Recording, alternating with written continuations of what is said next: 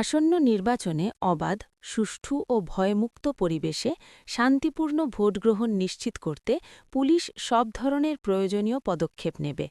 রবিবার ইসলামপুর থানায় পরিদর্শনে এসে নিচুতলার পুলিশকর্মীদের এই বার্তাই দিলেন ইসলামপুর পুলিশ জেলার নবনিযুক্ত পুলিশ সুপার রাকেশ কুমার সিং। জানা গেছে, রাজ্যের বিভিন্ন জেলার সঙ্গে উত্তর দিনাজপুর জেলার ইসলামপুর পুলিশ জেলার তৎকালীন পুলিশ সুপারকেও ট্রান্সফার করেছে নির্বাচন কমিশন। এরপর নতুন পুলিশ সুপার হিসেবে দায়িত্বভার গ্রহণ করেন রাকেশ কুমার সিং। দায়িত্বভার গ্রহণের পরই তিনি ইসলামপুর থানায় গিয়ে থানার আধিকারিক ও পুলিশকর্মীদের সঙ্গে বৈঠক করেন। বৈঠকে তিনি স্পষ্টভাবে জানান, নির্বাচন কমিশনের নির্দেশ মেনে অবাধ, সুষ্ঠু ও ভয়মুক্ত পরিবেশে যাতে শান্তিপূর্ণভাবে ভোটগ্রহণ সম্পন্ন হয়, সেই লক্ষ্যেই পুলিশকে কাজ করতে হবে। তিনি আরও জানান, নির্বাচনকে কেন্দ্র করে কোথাও যাতে আইনশৃঙ্খলার অবনতি না ঘটে, সে বিষয়েও পুলিশকে সতর্ক থাকতে হবে। ওই একটাই বলার আছে আমাদের, যে ইলেকশন কমিশনের যে গাইডলাইন্সগুলো আছে সেই গাইডলাইন্সগুলো ফলো করা হবে।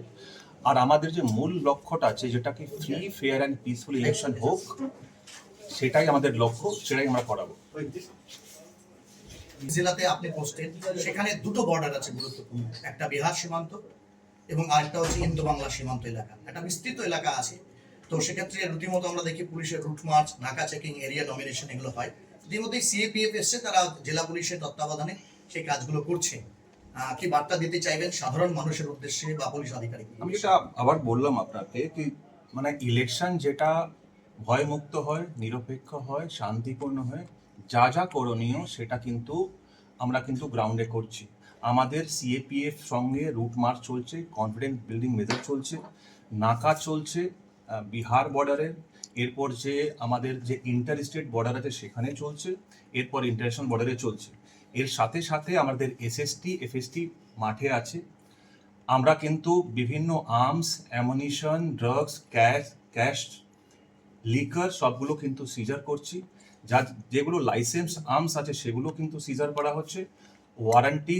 যেটা ওয়ারেন্ট আছে তাকে এক্সিকিউট করা হচ্ছে।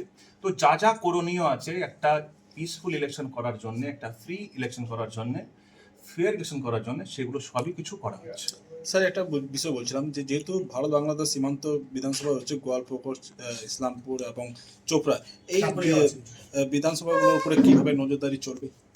আমরা ওখানে নাকা করছি, আর বিভিন্ন যে এজেন্সিসগুলো আছে যেগুলো গার্ড করে, তার সঙ্গে আমাদের লিয়াজন মেনটেন, কোঅর্ডিনেশন যেরকম হয় ভোটের সময়, সেগুলো করা হচ্ছে। স্যার, একটা বিষয় যেটা দেখা গেছে যে বিগত দিনগুলিতে যেরকম সময় বেশিরভাগ এই মানে ইলিগাল আর্মস এই সময় তো বেশ কিছু এখানটায় দেখা যায়, যে এগুলো রিকভারি করতে কি কিছু আপনাদের স্টেপ নেওয়া হবে? এই অলরেডি আমরা কিন্তু মোর দ্যান 15 আর্মস রিকভারি করেছি। বিভিন্ন জায়গায় আমাদের কিন্তু নাকা আছে, এসএসটি টিম আছে, ফ্লাইং স্কোয়াড আছে, সাদা পোশাকের টিম আছে, সেসব আমরা কিন্তু গ্রাউন্ডে আছে। আর যা যা করণীয় যেগুলো সিজার, শুধু আর্মস নয়, অ্যামুনিশন আছে, আপনার আইডি লিকার আছে, ক্যাশ আছে, ড্রাগস আছে, সবগুলো কিন্তু সিজার করা হচ্ছে। স্যার, কত কোম্পানির কেন্দ্রীয় বাহিনী আর কি আসছে ভোটকে ইসলামপুর? দেখুন, এখনো কোনো ক্লিয়ার নয়। আপাতত এখানে 9টা কোম্পানি আছে, আর সেটাকে কিন্তু খুব এফেক্টিভভাবে ইউজ করা হচ্ছে। ওর সঙ্গে কিন্তু আমাদের যে স্টেট পুলিশ থাকছে, কন্টিনিউয়াস রুট মার্চ চলছে, কনফিডেন্স বিল্ডিং মেজার চলছে, সো দ্যাট কি যেটা বললাম কি পিসফুল ইলেকশনস আমরা করতে পারি। স্যার, শেষ প্রশ্ন যেটা করবো সেটা হচ্ছে pink booth election commission of ইন্ডিয়ার পক্ষ থেকে বলা হয়েছে, এবং সেখানে the entire team machinery will be ladies বা ফিমেল। সেক্ষেত্রে উইনার টিমস আছে ইসলামপুর পুলিশ জেলা, তারা কিভাবে থাকছে সেখানে? না, সেখানে পিঙ্ক বুথে উইনার্স টিমে নয়, উইনার্স টিম যেটা থাকবে বা পিঙ্ক প্যাট্রোল থাকবে, সেটা basically for law and maintenance. As far as booth is concern, সেটা কিন্তু সিভিল অ্যাডমিনিস্ট্রেশন দেখবে। ঠিক।